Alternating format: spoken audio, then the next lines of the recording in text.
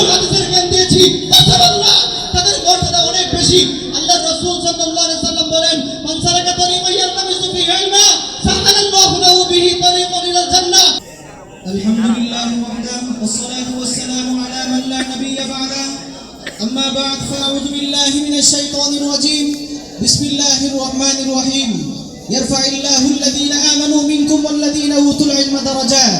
وقال النبي صلى الله عليه وسلم خيركم من تعلم القرآن وعلمه أو كما قال النبي صلى الله عليه وسلم।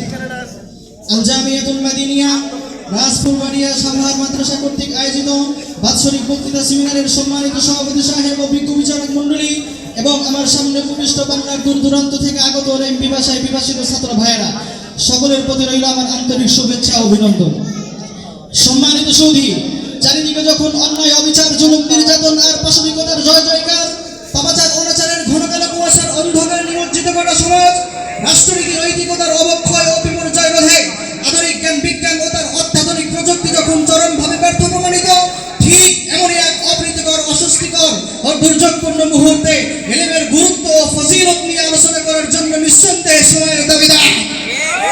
সম্মানিত সুধী, এ পর্যায়ে ইলমের গুরুত্ব সম্পর্কে আলোচনা করার প্রয়াস চালাবো ইনশাআল্লাহ। মহান রব্বুল আলামিন বলেন, ইকরা ওয়া রাব্বুকাল আকরাম। ও নবী, আপনি বলে দিন, ও নবী, আপনি পড়ার মাধ্যমে জ্ঞান অর্জন করুন। আল্লাহর রাসূল সাল্লাল্লাহু আলাইহি ওয়াসাল্লাম বলেন, তালাবুল ইলমি ফারিদাতুন আলা কুল্লি মুসলিম ওয়া মুসলিমা।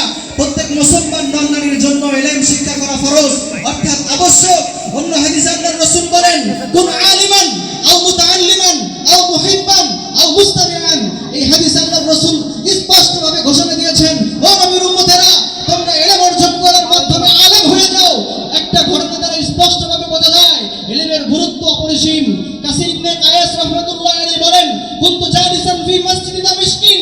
আমি দামেশকের মসজিদে হযরত আবু দারদা রাদিয়াল্লাহু তাআলা আনহুর সাথে বসেছিলাম। ফাজা রাজুলুন, একজন ব্যক্তি আসলো, সুম্মা ক্বাল, অতঃপর বলল, ইন্নী জিতুকা লিহাদিসিন মিন মাদিনাতি রাসূল সাল্লাল্লাহু আলাইহি ওয়াসাল্লাম। ও আবু দারদা, শুনে নাও, আমি প্রায় ১৫০০ কিলোমিটার পথ সফর করে এসেছি লিহাদিসিন, শুধুমাত্র একটা হাদিস শিক্ষা করার জন্য।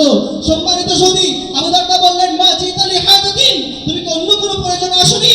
আল্লাহর রাসূলের সাহাবী উত্তর করলেন, মা জিতু লিহাদাতিন, না, আমি অন্য কোনো প্রয়োজনে আসি নাই, আমি শুধুমাত্র লিহাদিসিন, একটা মাত্র হাদিস শিক্ষা করার জন্য ১৫০০ কিলোমিটার পথ সফর করে এসেছি। সম্মানিত সুধী, আপনারা বোঝা যায় ইলমের গুরুত্ব অনেক বেশি।